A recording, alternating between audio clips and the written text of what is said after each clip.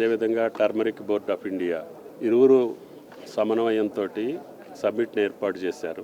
దాంట్లో పసుపు పంటకు సంబంధించినటువంటి సమస్యలు, భారత రైతాంగానికి ఉన్నటువంటి ఛాలెంజెస్ని, అదేవిధంగా రేపు రాబోయే రోజుల్లో 2047 కల్లా మనం పెట్టుకున్నటువంటి వ్యవసాయ ఉత్పాదకుల టార్గెట్స్లో పసుపుని ప్రధానంగా మనం తీసుకోవటమే కాకుండా ఈ టర్మరిక్ బోర్డు యొక్క సహాయ సహకారాలతోటి కేంద్ర ప్రభుత్వం, రాష్ట్ర ప్రభుత్వాలు రెండూ కలిసి మన యొక్క అత్యధిక ఉత్పాదకత ఉన్నటువంటి భారతదేశం భవిష్యత్తులో ప్రపంచంలోనే నెంబర్ 1గా ఉండాలంటే దీంట్లో ఉన్నటువంటి ఛాలెంజెస్ని ఏ రకంగా అధిగమించాలి, అది రైతుని మనం ప్రమోట్ చేసుకుంటూ రైతుకు కావాల్సినటువంటి సరైన విత్తనం, ఎక్స్పోర్ట్కి కావాల్సినటువంటి విత్తనం, ఈ యొక్క మార్కెట్లో ఏదైతే విలువాధారితమైనటువంటి పరిశ్రమలకి ఏ రకమైనటువంటి పసుపు అవసరమో అటువంటి పంటను పండించేటటువంటి సాంకేతికతని,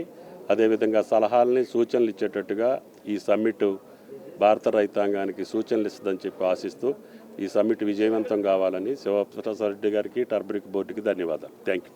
ఈరోజు సిఐఏ ఆధ్వర్యాన టర్మరిక్ సమ్మిట్ జరుపుతున్నాము. ఇది తెలంగాణలో టర్మరిక్ రైతులకు ఉపయోగపడాలని ఆ ఉద్దేశంతో టర్మరిక్ బోర్డ్ సహాయంతో ఈ 1 డే సెషన్ చేస్తున్నాము.